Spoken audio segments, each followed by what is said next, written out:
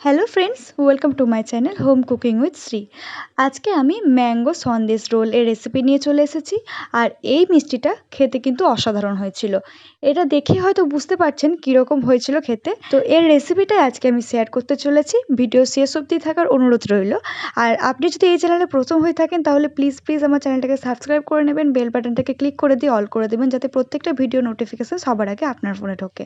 তো এইটা তৈরি করার জন্য প্রথমে আমাদেরকে ছানা তৈরি করে নিতে হবে। তার জন্য আমি 2 কাপ মতো দুধ নিয়েছি আর এটাকে গ্যাসে বসিয়ে দিয়েছি। এইদিকে নিয়েছি কিছুটা লেবু। এই লেবুর রস দিয়ে আমি ছানাটাকে তৈরি করব। তার জন্য দুধটাকে একবার ফুটিয়ে নিলাম। দুধটা ফুটে আসলে গ্যাসটাকে কমিয়ে দিয়ে এক এক করে লেবুর রসটা দিয়ে দিলাম দুধে। লেবুর রসটা দেওয়ার সঙ্গে সঙ্গে দুধটাকে নাড়তে হবে। তো লেবুর রসটা দেওয়ার পরই আপনারা দেখতে পাবেন যে ছানাটা আমাদের তৈরি হয়ে গেছে। মোটামুটি দুধটা ফেটে আসবে আর জলটা আর দুধটা আলাদা হয়ে আসবে। ছানাটা তৈরি হয়ে গেলে একটা ছাঁকনির মধ্যে এটাকে ছেঁকে নিতে হবে।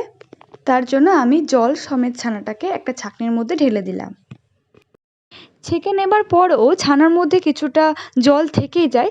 তার জন্য সেই জলটাকে বের করার জন্য একটা সুতির কাপড়ের মধ্যে এই ছানাটাকে দিয়ে মোটামুটি 1 ঘন্টার জন্য জলটাকে ঝরাতে রাখতে হবে। সুতির কাপড়ে দেওয়ার আগে আমি ছানাটাকে একবার জল দিয়ে পরিষ্কার জল দিয়ে ধুয়ে নিয়েছিলাম। তারপর সুতির কাপড়ের মধ্যে ছানাটাকে দিয়ে এভাবে প্রায় 1 ঘন্টার জন্য ঝুলিয়ে রেখেছিলাম। মোটামুটি 1 ঘন্টা পর এই ছানাটার মধ্যে যে বাড়তি জলটা ছিল সবটাই বেরিয়ে গেছে। আপনারা হয়তো দেখেই বুঝতে পারছেন। তো এটাকে প্রথমে আমাদেরকে সেনে নিতে হবে ভালো করে হাতের তালু দিয়ে এইভাবে। আর এইভাবে এটাকে প্রায় 10 মিনিটের জন্য করতে হবে। মোটামুটি একবার সেনে নেওয়ার পর এর মধ্যে দিয়ে দিলাম গুঁড়ো করে রাখা চিনি আর গুঁড়ো এলাচ। এইবার এলাচ আর চিনিটাকে ভালো করে ছানার মধ্যে মিশিয়ে নিতে হবে। হাতের তালু দিয়ে এটাকে ততক্ষণ অবধি মেশাতে হবে যতক্ষণ না ছানাটা নিজে থেকেই থালা থেকে উঠে আসে। মোটামুটি 10 মিনিট এটাকে মেশানোর পর ছানাটা আমার তৈরি হয়ে গিয়েছিল। আর আমার চ্যানেলে আরও কিছু আমের রেসিপি দেওয়া আছে, যেমন আমের পুডিং, আমের আইসক্রিম।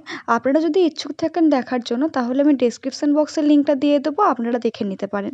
তো তারপর আমি একটা আম নিয়েছি বড় সাইজের, আর এই আমটার খোসাটাকে ছাড়িয়ে নিয়েছি। এরকম পাতলা ছুরি হয়তো সবার বাড়িতেই থাকবে। এরকম একটা পাতলা ছুরি দিয়ে খুব পাতলাভাবে আমের স্লাইসগুলো কেটে নেব। আপনি যতটা পারবেন ততটা পাতলা করে এই স্লাইসটা কাটার চেষ্টা করবেন, কারণ এর ভেতরে আমরা সন্দেশ রাখবো।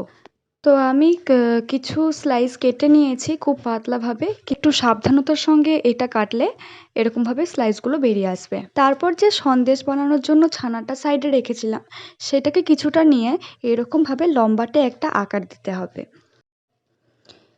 তো সব সন্দেশগুলো তৈরি করে নেবার পর আমি যে স্লাইসটা কেটে রেখেছিলাম তার ভেতরে এটাকে রেখে দিয়ে আমটাকে দিয়ে মুড়িয়ে দিলাম।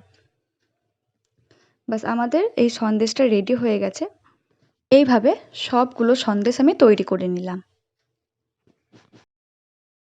যাতে এটাকে দেখতে আরও বেশি ভালো লাগে তার জন্য এর উপর দিয়ে দেব কিছু ড্রাই ফ্রুটস আর শুকনো গোলাপের পাপড়ি। এই শুকনো গোলাপের পাপড়ি কীভাবে বাড়িতে তৈরি করবেন এবং অনেক দিন অবধি খাবারের উপর ব্যবহার করবেন তার পদ্ধতিটা আমার চ্যানেলে একটা ভিডিওর মাধ্যমে দেওয়া আছে। আমি ডেসক্রিপশন বক্সের লিঙ্কটা দিয়ে দেবো, আপনারা দেখে নিতে পারেন। দেখুন, আমাদের ম্যাঙ্গো সন্দেশ রোল রেডি। অবশ্যই একবার বাড়িতে তৈরি করে দেখবেন। আমাকে কমেন্ট বক্সে জানাতে ভুলবেন না কীরকম হয়েছিল খেতে।